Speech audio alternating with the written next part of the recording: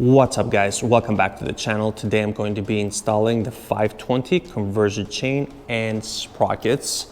So for the stock front sprocket, it is 16 teeth. I'm going to be keeping the number of teeth same as stock with the 16 teeth front. And the rear is a 41 teeth, but I'm going to be increasing it with the Superlite at 43 teeth. I'm going 2 up, and chain links stock is 110. I'm also going to keep 110 links with this new 520 chain. By sticking to 110 links and increasing the rear sprockets by 2 teeth, I'm basically going to be pulling the rear wheel about 9 millimeters closer, which is within range, acceptable range. Now, once I complete that, I'm going to be installing this sprocket cover. And then, as a second video, what I'm going to do is a review on the whole setup.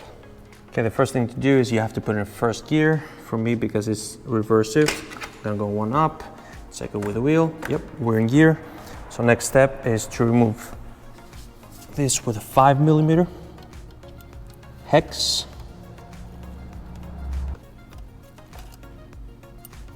This aside. Now we can remove the shift arm.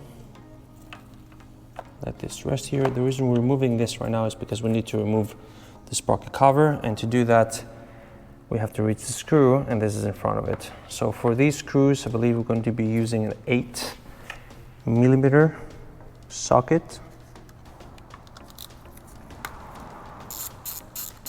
1, 2, 3. Also, when you remove these screws, check them, because I believe 1 or 2 of them are longer than the other. So we'll check them. See if this is shorter. Screw right here. Okay, short for this. So the bottom 2 are short. The top one is longer. There you go, that's off. Okay, next step is to remove the center bolt. For this, you will need a 13 millimeter socket, and you will also need an extension, because if you don't use the extension, you can't get leverage over here.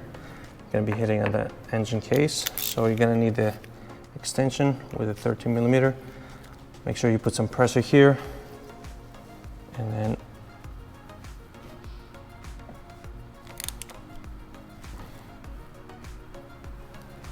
go slow and loosen it.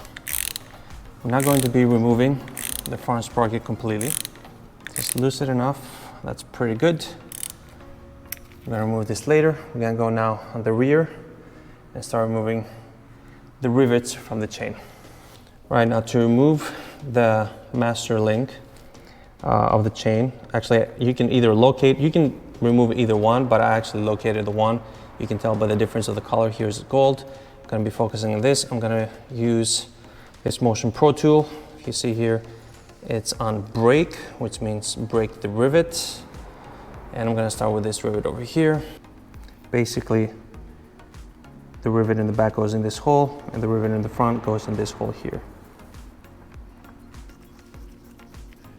So the Motion Pro tool uses a 17 millimeter for the top. I'm gonna press it in. For this one, it uses a 13 millimeter, 14 millimeter. Which, by pushing this inside, we're going to rivet. And push the rivet out by turning it. Just like that.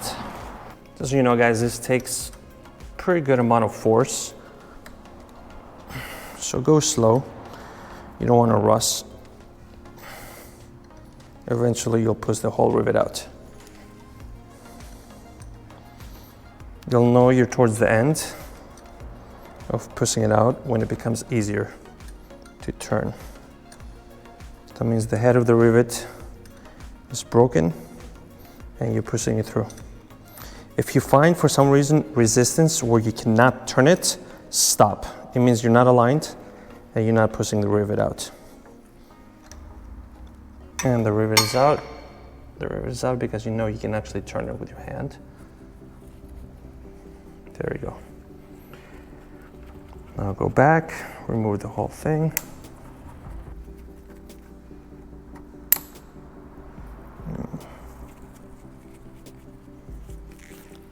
And the rivet is right there. Chain is free. That simple. Okay, just to make the removal of the chain a little bit easier, what I'm going to do is I'm going to insert this again, put it in neutral. There you go, neutral. Only so we can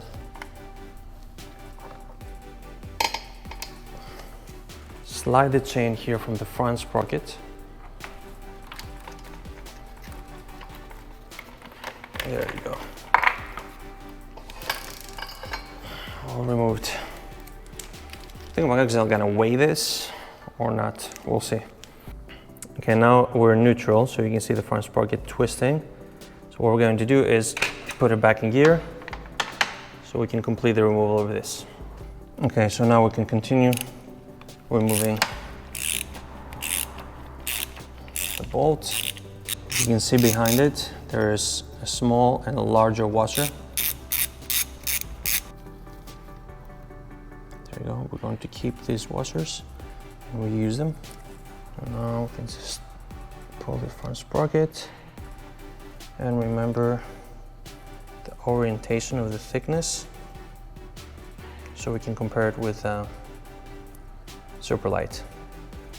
All right, now that we removed the front sprocket, we're gonna go on the rear. Remove this 32 millimeter nut. I'm going to use a impact wrench just to save time. If you don't have one, you can use a breaker bar.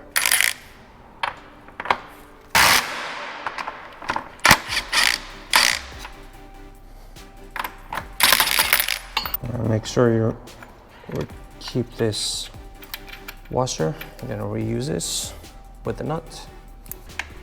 Right there. And now by holding the wheel with both hands, you're gonna push and pull the axle from the other side. Here's your axle.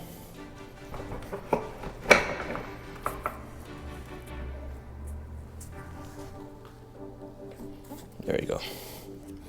Okay, now that the wheel is off, because I know that we're going to bring the wheel closer, about 9 millimeters, I know we have to make this distance smaller on the chain adjuster. So this is a 13 millimeter and this is a 10. So 13 and 10, but at this point I think we can just do it by hand because there's no pressure. Just unscrew the 13 and you can bring this in closer so we have more space to work with the new chain, and you can repeat the same thing on the other side. Okay, now that the wheel is off, we need to remove the sprocket carrier with the sprocket, but we also have to remove the wheel spacer here, right there. Put this inside and lift this off. So the sprocket is one piece with the sprocket carrier. We need to remove these nuts here. They are 14 millimeter, and on the rear you're gonna need a 10 millimeter hex to hold them in place while you remove these. So let's remove this. Okay, now using a 10 millimeter hex on the rear, you're gonna hold it in place. And only to save time, I'm just gonna remove them with the impact wrench.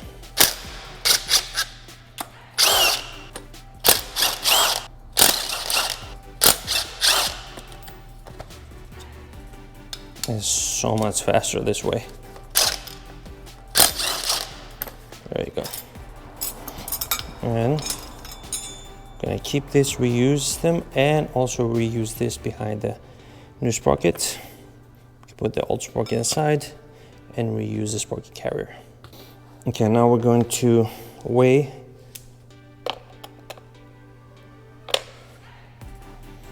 the stock chain or the stock sprocket and the stock front sprocket. Okay, 3,168 grams. All right, let's see how much the new weighs. Okay, now the new chain, the 520 chain.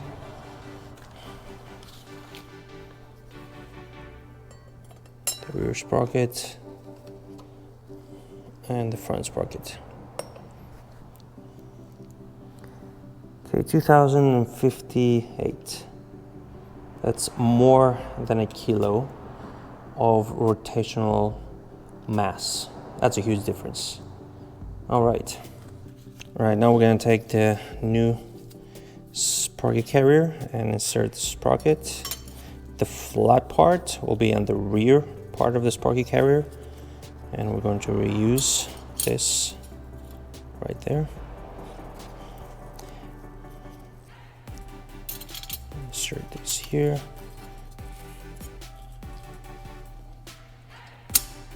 Start by hand first.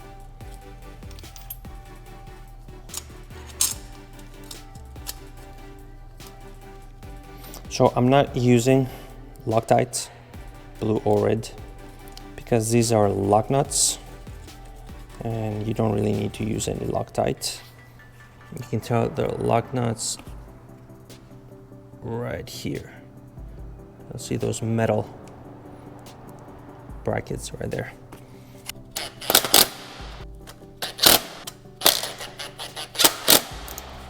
Okay, now that they're tight enough, we're going to use the torque wrench at 50 Newton meters. Okay, this is a good opportunity to insert a little bit of silicone lube all around before you insert the sprocket.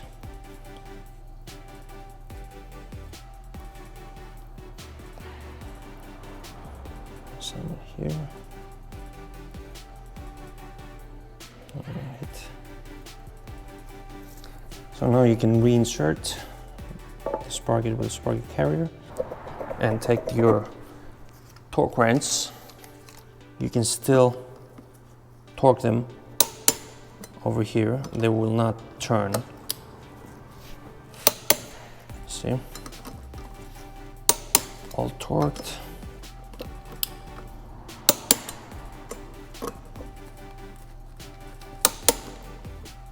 There you go.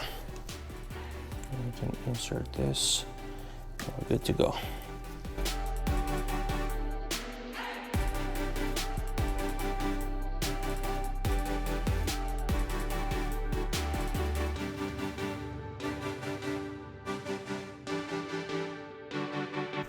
All right, now that you inserted the wheel and the spacer here and the axle, we're going to insert the washer. Insert the nut. We're not going to tighten this yet because we're going to have to adjust it while we're putting the new chain. But before we put the new chain on, we have to insert the front sprocket.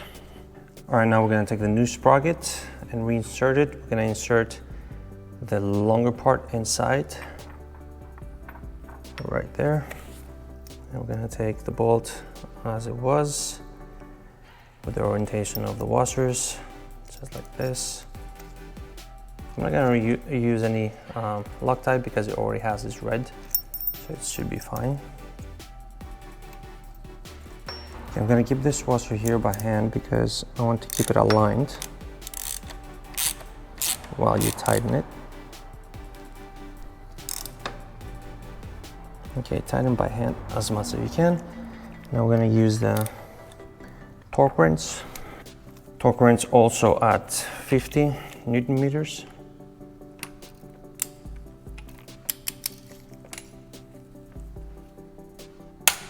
There you go.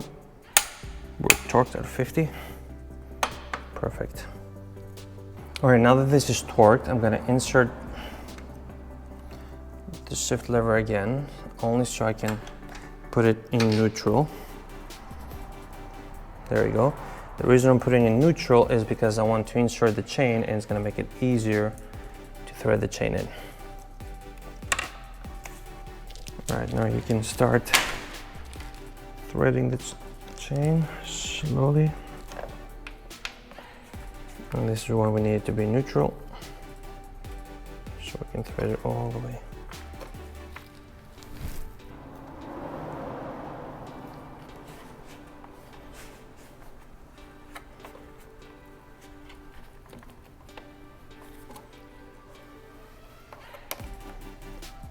Tighten the wheel here.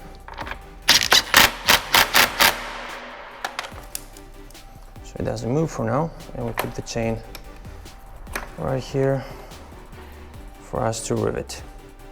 Okay, now that the chain is set up in place, we have to start with the master link. We'll take the lube that's provided and insert lube around it. And around the loop, we're going to insert the X-rings. Take these X-rings, insert them in.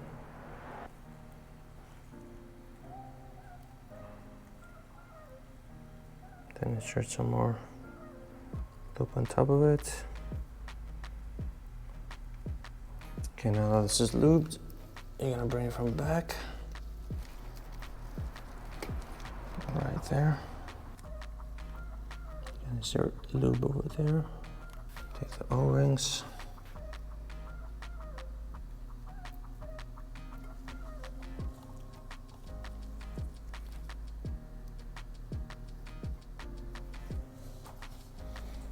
And then insert lube again on top of them.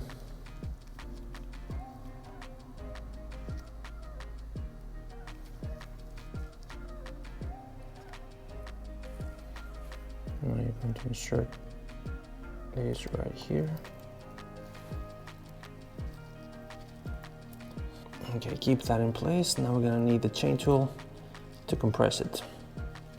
Okay, now so with the chain tool, we're gonna put the P to press, so we can press the master link in.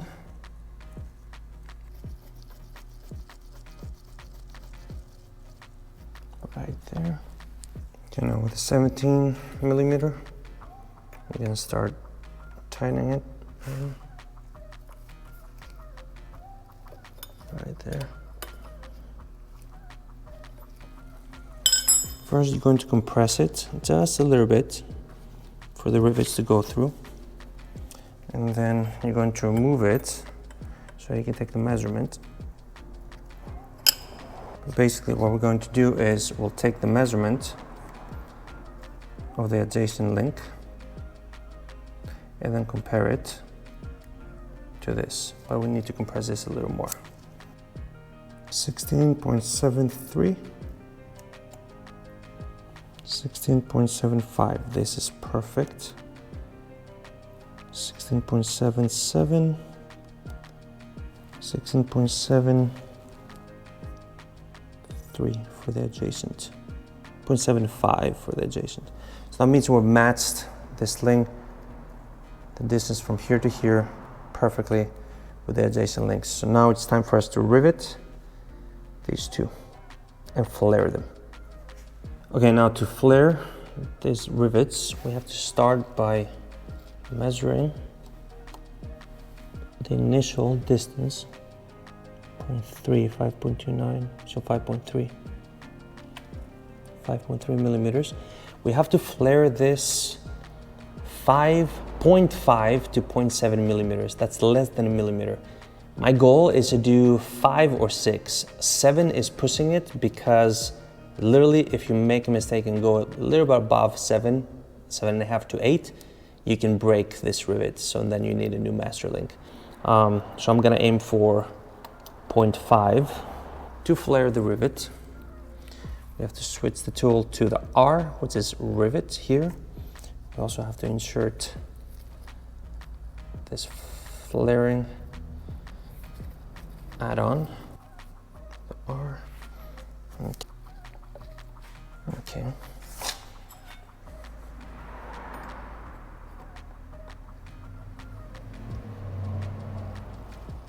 Now with a 17mm, we're going to start compressing this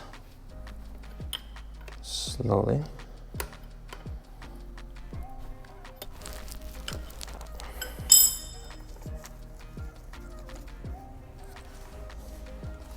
So this process goes on and on and on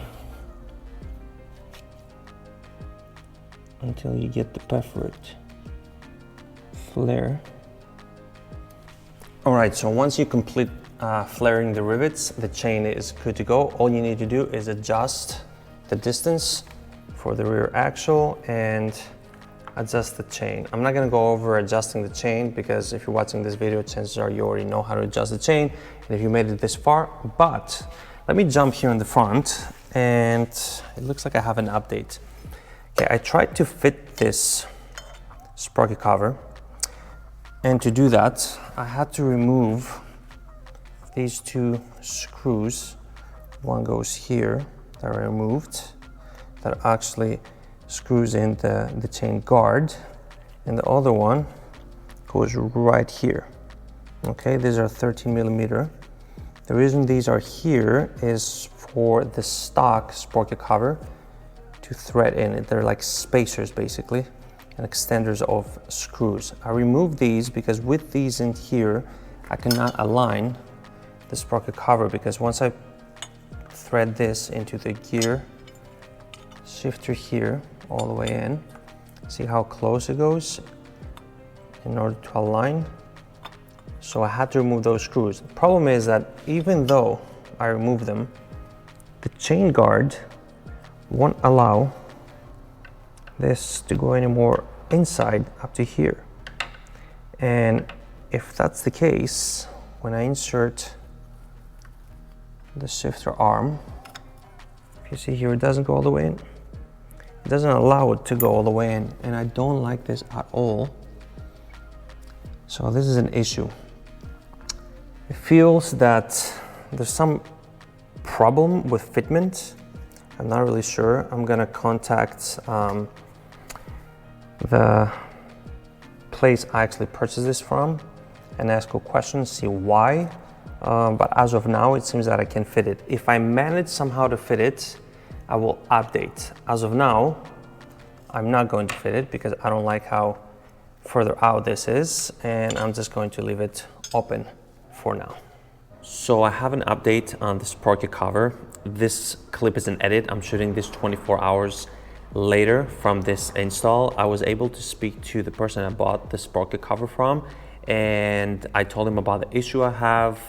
We agreed that there is an issue with the sprocket cover, and he said he'll speak to the Flyhammer guys, the manufacturer, and figure out a solution. It turns out the solution is that even though the Flyhammer sprocket cover is made for the RSV4, it does not clear the chain guide. It's too thick here.